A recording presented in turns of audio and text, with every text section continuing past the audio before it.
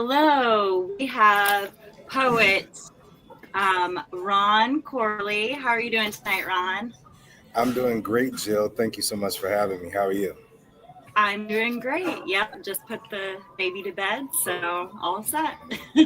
All right, so tell me a little bit about yourself. You're a poet. Tell me, what kind of things are you into? Things am I into? I'm into a lot of different things. Right now, I'm actually in the process of, I've published three books currently, and they're all books of poetry. I've got a couple others that are in the works, including a chapbook collection of about 14 poems in each book, and it's going to be another trilogy. So by the time that's done, I'll have six books published. I've got a podcast out. I'm working with the ACLU and employment law here in North Carolina. So I've got a lot going on right now. Okay. So in your free time, when you don't have a lot going on, what is your favorite genre that you like to read? Social sciences and history, for sure. I think that the psychology behind the development of mankind and society really drives a lot of the work that I write and a lot of the other work that I do that I was just referring to.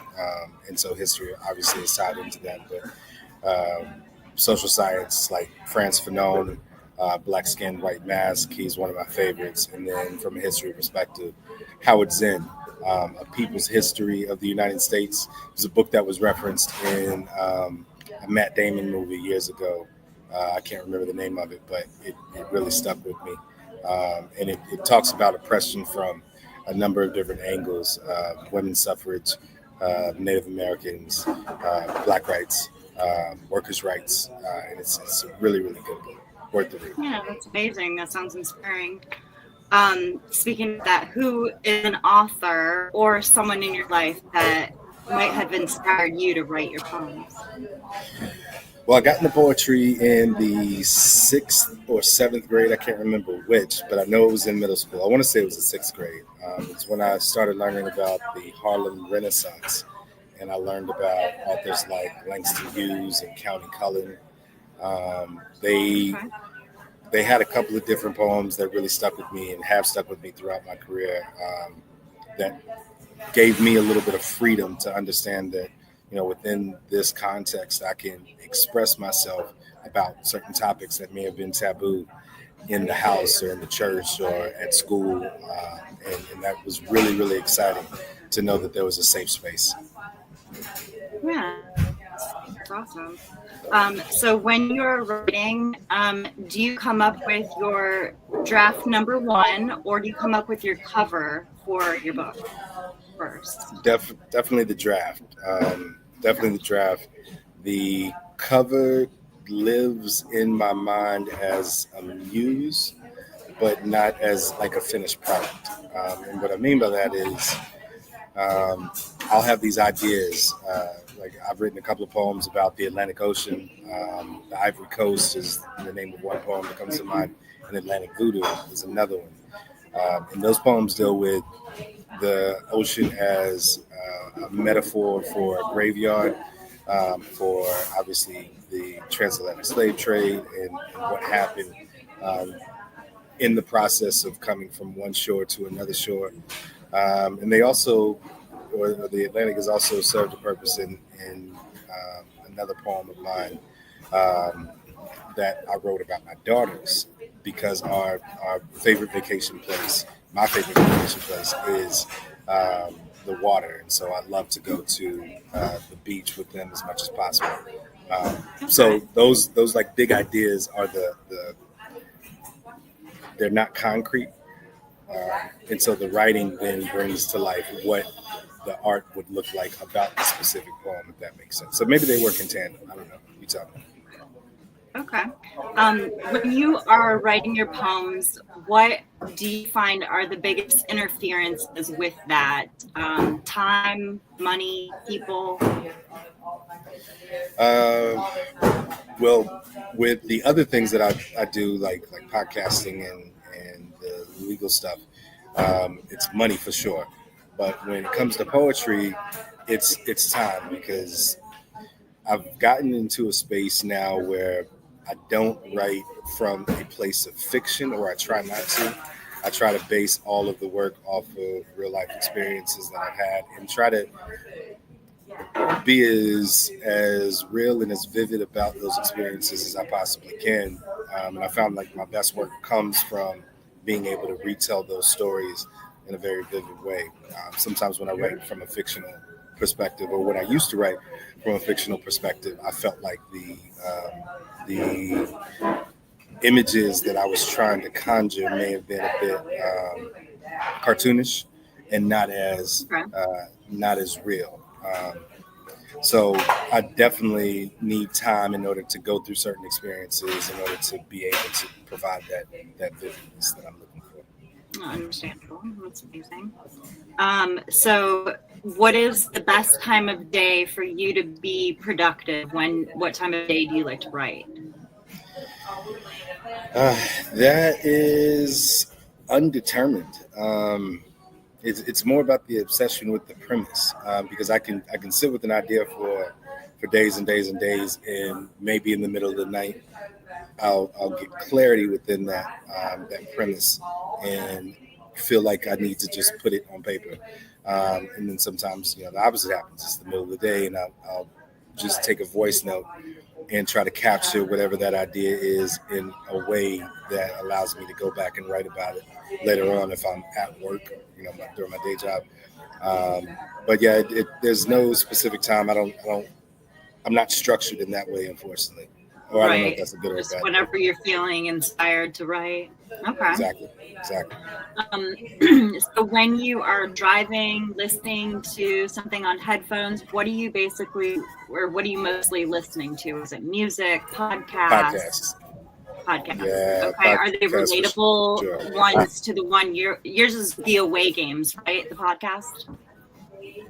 The Away Games podcast, yes, ma'am. They are not, actually. The reason I decided to do the Away Games podcast was because I was searching for something that spoke to that need. And the Away Games podcast is premised on employment law education from the perspective of employment lawyers, from equity specialists that work with organizations, with mental health specialists that work with employees that come from toxic workplaces and tell stories about that, the stories of those employees themselves, and then entrepreneurs. And then there are two sides. That's one side. The other side are my experiences that I try to tell those stories to help people understand what they may go through in some of the situations. But I love sports podcasts. I love news podcasts, like pop culture news podcasts. I'm a huge fan of MSNBC right now, and Ezra Klein. He created the Vox Network, and he's got a really, really great Okay. podcast. Malcolm Gladwell has a really, really good one, and so I try to put pieces in those and integrate those in my podcast in whatever way I can. Okay. So how do you find that you best handle criticism, bad reviews, negative remarks? How do you handle those? Well, first, I think we live in such a polite society that it's very rare that I will get criticism to my face from someone who doesn't know me. My children are my biggest critics, which I love, right? They hate listening to me read them poetry, but they'll tell me if something doesn't sound great, or if they don't understand the idea, or if it's too complex, or whatever that is, whatever feedback they Honest. want to give.